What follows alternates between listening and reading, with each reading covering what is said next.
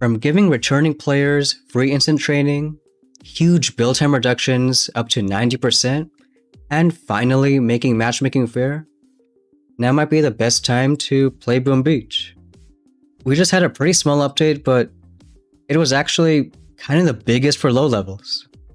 First, some good news to returning players, or anyone who hasn't touched an account for at least 30 days. Whenever you log back in, you get two overpowered offers. So we're logging into an account that we haven't played in quite a few months. Of course, we love Main Island HQ5, but we get those cool offers. So one is 15 days build optimizer, 90% off pretty much any building. And this means even down to like things like quarry, iron mine, stone storage. Actually, these ones are always 1 second long. But things like sculptor, 30 minutes? No, just 3 minutes. Defenses, all of them like a second long. Of course, if you're HQ5, everything seems instant, but if you're HQ10, 15, 20, the higher you are, the more this 90% off is going to impact you. And you have this crazy booster for 15 days, and that's half a month. Plus, not only that, but you have 30 days of free instant training. So you don't have to wait for troops. You can play as much as you want for a full month. And one weird bug you want to make sure is if you do log on and see those offers, make sure you claim them before you log out. Even though it says you have 4 days to get it, you kind of don't. So just make sure you claim it right away, otherwise they're going to disappear. But as a side note, if you are making any shop offers and want to support a creator, would appreciate using a creator code. If you want to support this channel, you can use code STONEHEART. Not that you really have to, because free instant training and the build optimizer is already more than enough for anyone coming back to the game. And one of the best things they did in this last update was massively reduce early build times. So like on this HQ10 account, normally we saved a lot of like basic defenses and production buildings for later, because we don't want to spend 30 minutes, an hour, 2 hours making cannons, flames. But I mean, look at it right now. These are all like 3 seconds long, and that's it. It didn't used to be like that. It's not like everything is 3 seconds long. Oh, we definitely want to use a build token for 3 seconds. But this is huge in just terms of getting random buildings down. And for whatever reason, flamethrowers are 0 seconds long. So yeah, if you don't want to wait 3 seconds, have it done instantly. And even other production buildings, like before, quarry, iron mine, stone storages, they took 1 to 2 hours. Now it's just a few seconds, and that's all you need. If anything, you get a massive amount of XP for almost no time at all. We're going to start showing a bunch of those time reductions right there, and even right away for headquarters. Like, most of the first 10 HQs are anywhere from 50% to 85% reduced time. And at least this part goes through a bunch of the offense upgrades.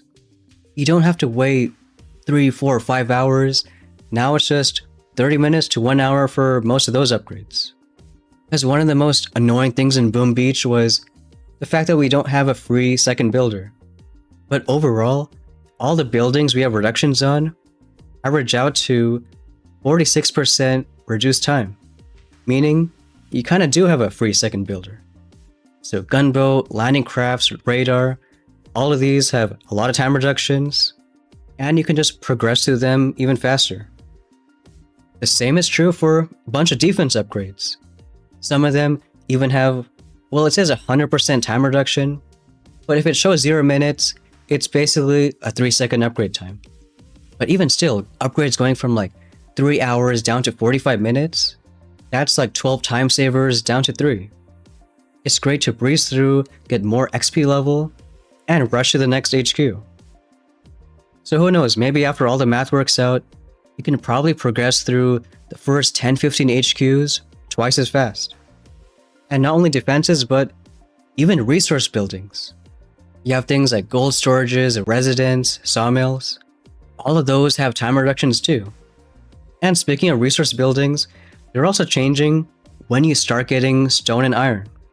Because before it was like, you get stone at HQ 6, iron at HQ 9, and it was kind of awkward because when you get to those HQs, you can get a lot of that new resource. So you just are forced to use diamonds to gem a lot of upgrades. But now, even from HQ 1, you can start storing stone and iron. So while we're not going to show it here, both the HQ and Vault can store stone and iron all the way from level 1 and a fair amount at the early levels. And while that's pretty much all the time reductions, of all the buildings you saw, they shaved off 1,300 hours of build time. That's literally 2 months you don't have to worry about anymore. So huge W for new levels trying to make progress. And alongside all these time reductions, for stone and iron, you actually get some of those buildings at earlier HQs, plus a few cost reductions. So things like quarry, stone storage, you get them like up to 5 HQs sooner, and some of them even 99% cheaper to upgrade. Basically, all the resources in the game we're going to have earlier because the devs want to make it so all this material economy is just easier to handle. But I mean, these are probably the biggest cost and time reductions that we've ever seen. So especially if you're just starting the game, getting back to it, it's gonna be noticed. Pretty great incentive to start a new account also.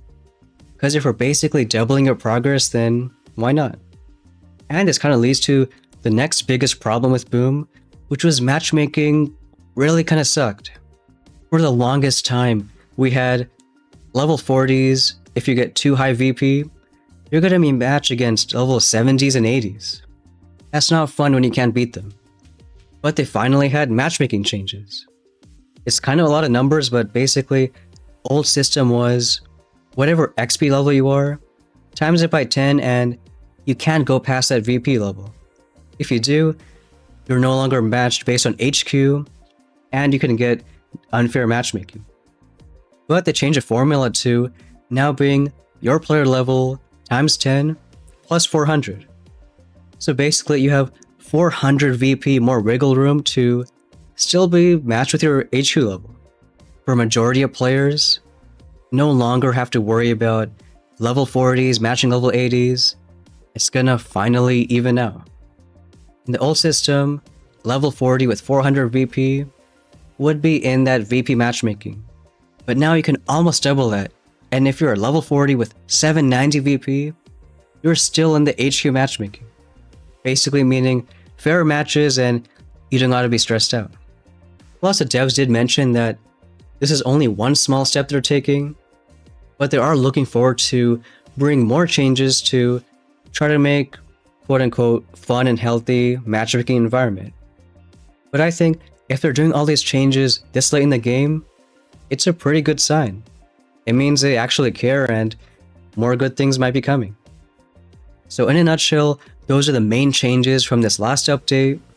Well, we already had those cool offers for returning players, but all the build time reductions, matchmaking changes, seems Supercell might actually be reviving Boom Beach. But let me know what you think, and we'll see you next time.